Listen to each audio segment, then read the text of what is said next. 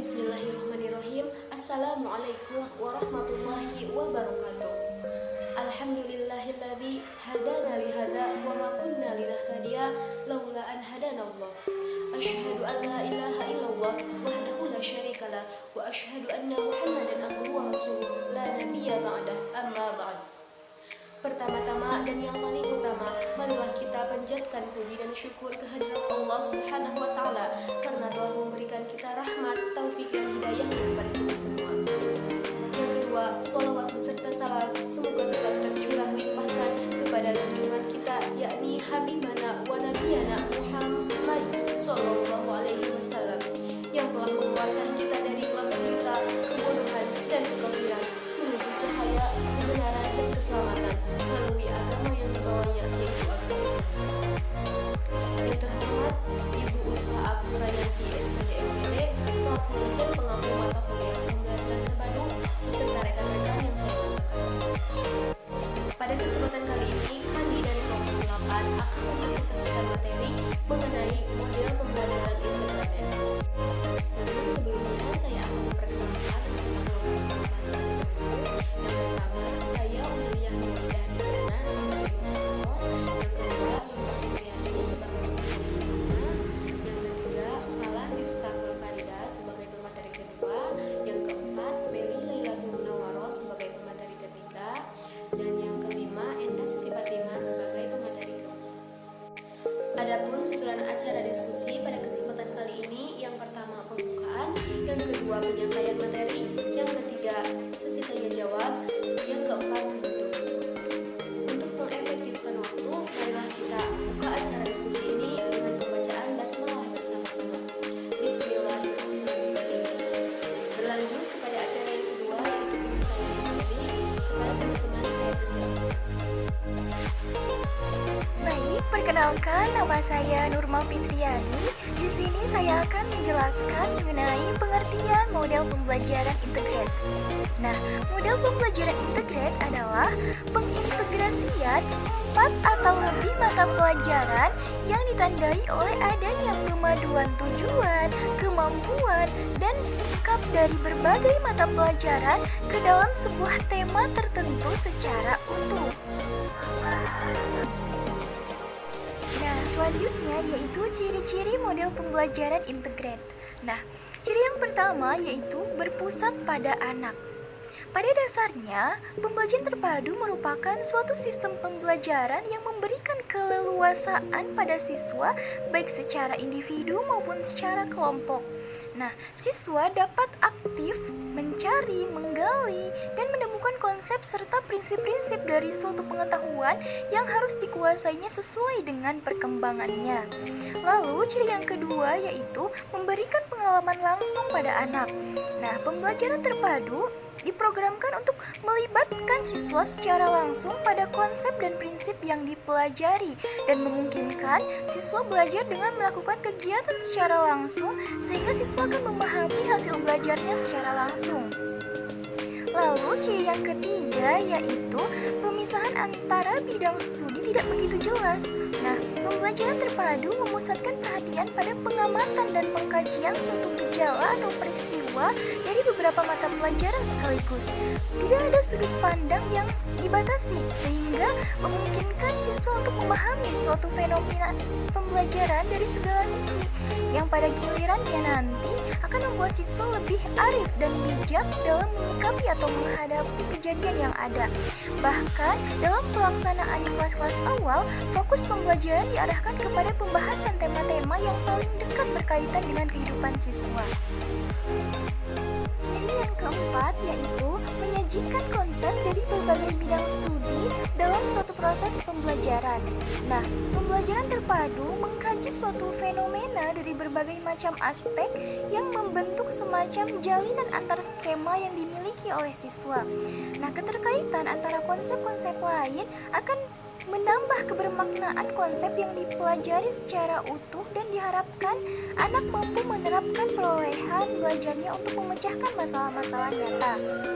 Nah, selanjutnya yaitu ciri yang kelima, bersikap luas. Nah, Nah, pembelajaran terpadu sangat menarik karena pembelajaran terpadu mengaitkan dari beberapa mata pelajaran menjadi satu tema. Nah, sehingga siswa memiliki pengalaman baru dan pengetahuan baru. Lalu, ciri yang keenam yaitu hasil pembelajaran dapat berkembang sesuai dengan minat dan kebutuhan anak. Nah, siswa ini diberi kesempatan untuk mengoptimalkan potensi yang dimilikinya sesuai dengan minat dan kebutuhannya. Baik, yang selanjutnya ada tujuan model pembelajaran integrated. Yang pertama, dapat meningkatkan pemahaman yang dipelajarinya secara lebih bermakna. Yang kedua, mengembangkan keterampilan menemukan, mengolah, dan memanfaatkan informasi. Yang ketiga, menumbuh kembangkan sifat positif, kebiasaan baik, dan nilai-nilai luhur yang diperlukan dalam kehidupan. Yang keempat, dapat menumbuhkan keterampilan seperti kerjasama, toleransi, komunikasi, serta menghargai pendapat orang lain. Yang terakhir, meningkatkan gairah dalam belajar. Ada manfaat model pembelajaran integrated. Yang pertama, memungkinkan anak mengeksplorasi dan mengekspresikan pengetahuan dan keterampilannya melalui berbagai kegiatan. Yang kedua, meningkatkan pemahaman anak secara komprehensif. Yang ketiga, meningkatkan kecakapan berpikir anak. Yang keempat, banyak tema yang tertuang di setiap pembelajaran yang mempunyai keterkaitan. Yang kelima, pembelajaran terpadu melatih anak untuk berkreativitas, berbagi, dan berpengalaman. Yang keenam, daya ingat terhadap materi yang dipelajari dapat ditingkatkan dengan jalan memberikan tema-tema yang selalu bervariasi. Yang ketujuh, dalam pembelajaran integrated atau terpadu ini, anak akan lebih mudah memahaminya. Dan yang terakhir, kedelapan, dapat meningkatkan profesionalisme guru. Baik, selanjutnya ada kelebihan model pembelajaran integrated. Yang pertama, memudahkan siswa untuk mengarahkan keterkaitan dan keterhubungan di antara berbagai mata pelajaran.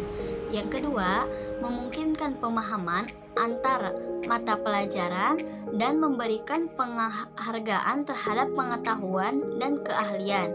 Yang ketiga, mampu membangun motivasi belajar siswa. Yang keempat, memberikan perhatian pada berbagai bidang yang penting dalam satu saat. Tipe ini tidak memerlukan penambahan waktu untuk bekerja dengan guru lain.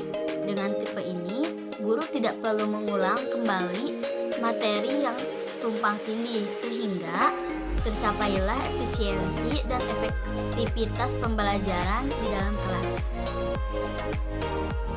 Baik, selanjutnya ada kelemahan model pembelajaran integrated.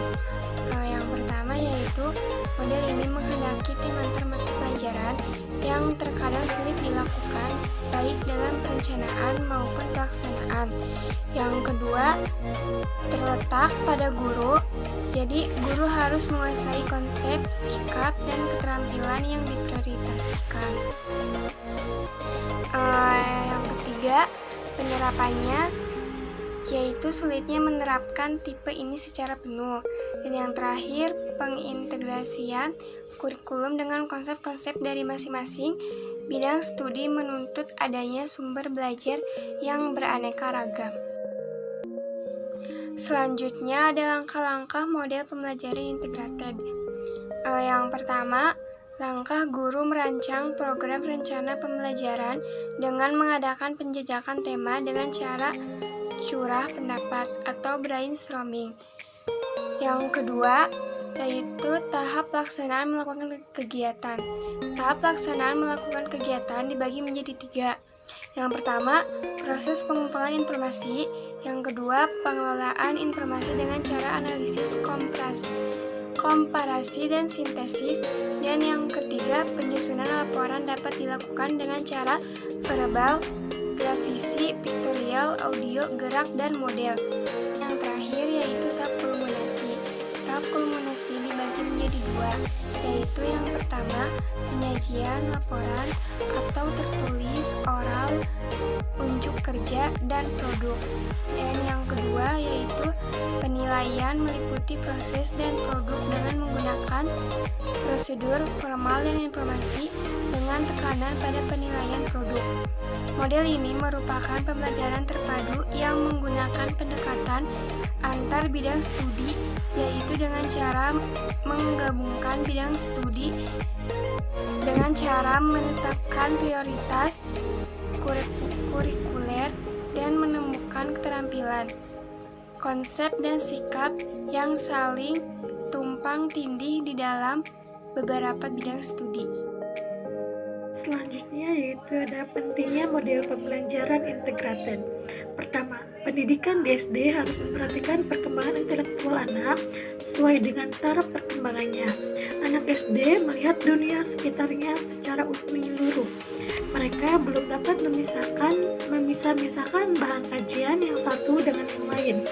Nah, yang kedua itu di samping memperhatikan perkembangan intelektual anak, guru juga harus mengurangi dampak dari fenomena ini di antara anak yang tidak mampu melihat dan memecahkan masalah dari berbagai sisi karena ia terbiasa berpikir secara fragmentasi.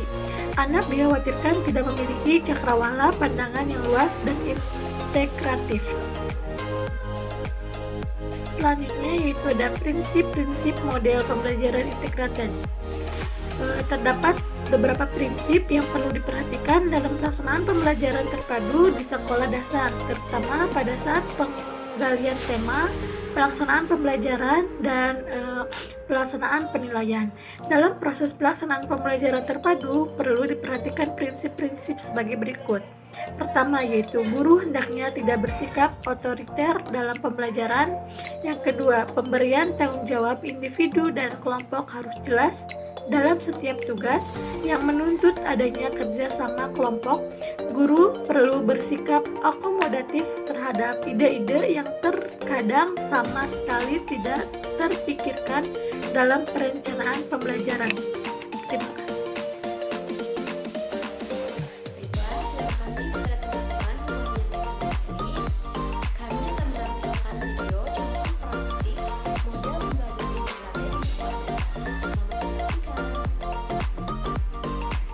Assalamualaikum anak-anak. Waalaikumsalam Bu Guru. Bagaimana kabar kalian hari ini? Alhamdulillah luar biasa. Allahu Akbar. Pinter.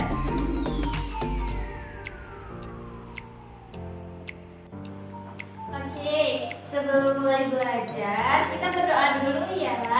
Coba Meli pimpin doa ya. Teman-teman, sebelum belajar, marilah kita berdoa. Berdoa dimulai.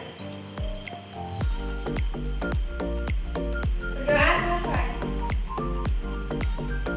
Baik, sekarang Ibu akan absen kalian ya. Coba yang pertama, Fala Miftahul Farida. Ibu. Iya, pinter. Selanjutnya, Meli Lailatul Munawwaroh. Hadir Bu. Iya, pinter. Selanjutnya, Umi Ria Maulidah. Hadir Bu. Iya, pinter. Alhamdulillah hadir semua ya. Selanjutnya, Ibu punya sebuah lagu nih. Kalian hafal nggak lagu tentang lihat kebunku? Hafal Bu. Apa? Coba kita nyanyi bareng-bareng ya. 1, 2, 3. Lihat kebunku penuh dengan bunga. Ada yang putih dan ada yang merah. Setiap hari ku siram semua. Mawar melati semuanya indah. Pinter ya anak-anak Ibu. Oke, sekarang coba buka bukunya halaman 55.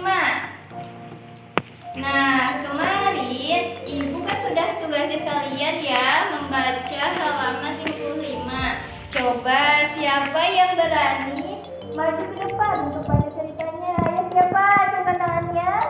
Aku mau, Bu. Silakan Umi maju ke depan.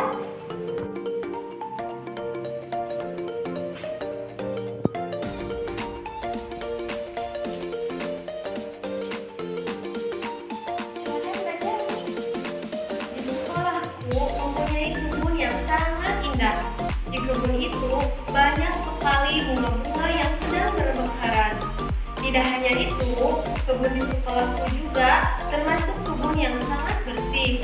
Karena setiap hari aku dan teman-temanku selalu merawatnya dengan rajin, membersihkan sampah-sampah yang ada di sekitarnya, menyiramnya setiap hari, memberikan pupuk, sehingga kebun yang ada di sekolahku tetap indah.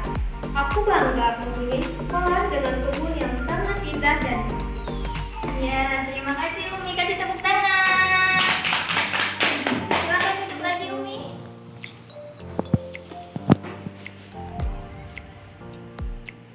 Nah, anak-anak, tadi kan kita sudah bernyanyi tentang lagu apa? Lihat kebunku.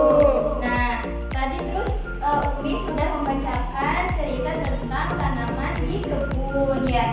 Nah, sekarang Ibu punya sebuah gambar bunga nih. Gambar bunga ya. Nah, coba siapa yang berani untuk menggambar bunga ini di depan? Acungkan tangannya. Mau. Silakan salah lagi ke depan.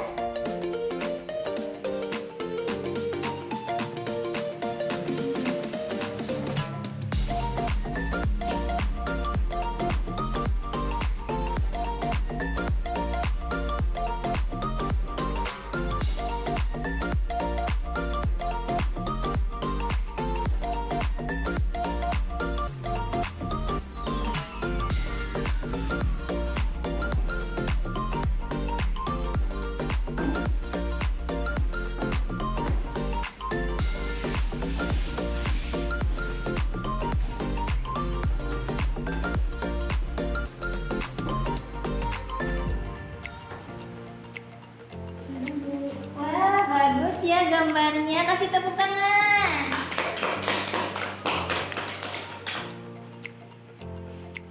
Nah, ini di depan sudah ada gambar bunga ya. Sekarang Ibu akan menjelaskan bagian-bagian bunga. Nah, coba kita lihat di sini. Nah, yang pertama di sini ada kepala sari ya. Nah, ini namanya kepala sari. Nah, selanjutnya di sini ada benang sari nih. Di sini benang sari ya.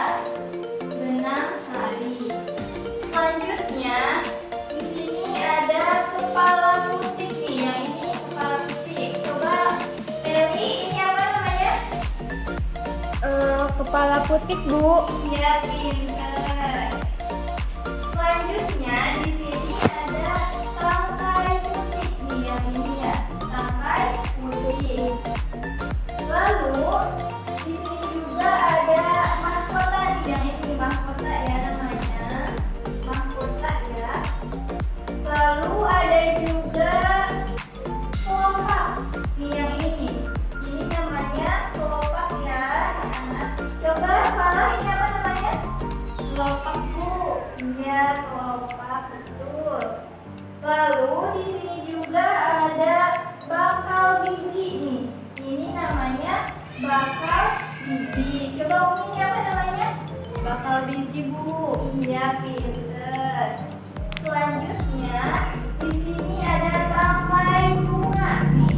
Ini tangkai bunga ya namanya. Coba bareng-bareng, ini apa? Tangkai bunga. Ya, pinter.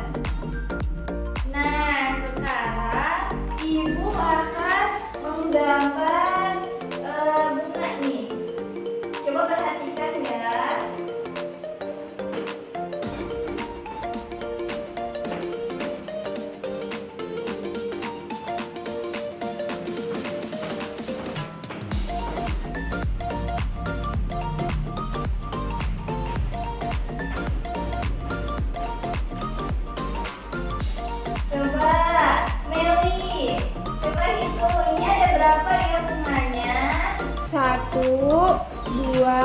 Ada 2, Bu. Ada 2 ya, pinter. Coba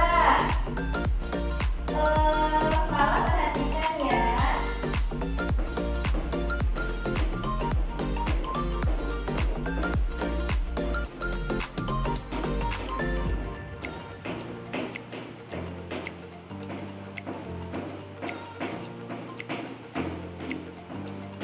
Coba Fala, hitungnya ada berapa bunganya?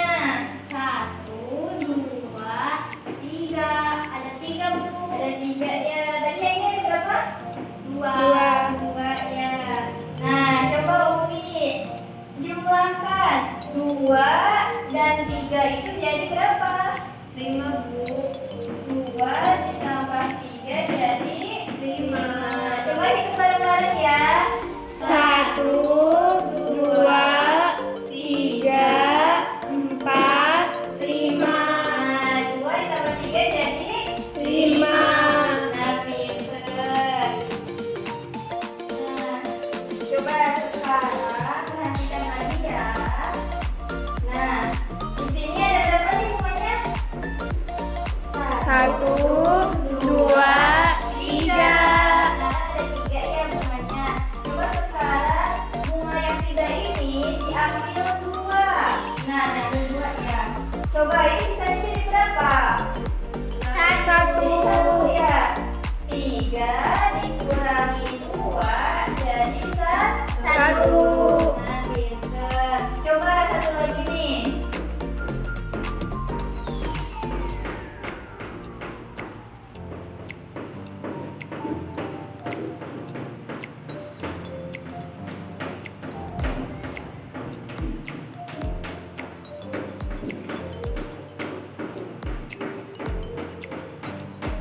Nah, coba ini ada berapa bunganya? 1, 2, 3, 4. Nah, bunga yang 4 ini ibu ambil 2 nih. Jadi sisanya berapa? 1, 2. Jadi bunga yang 4 ini dikurangi 2 jadi sama dengan 2. Pintar kan, tepuk tangan buat semuanya.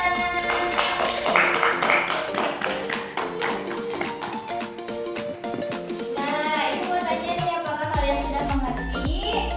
Sudah, Bu. Alhamdulillah, pelajaran hari ini sudah selesai ya. Sebelum pulang, mari kita berdoa dulu ya. Coba Meli pimpin doanya ya. Teman-teman, sebelum pulang, marilah kita berdoa. Berdoa duluan.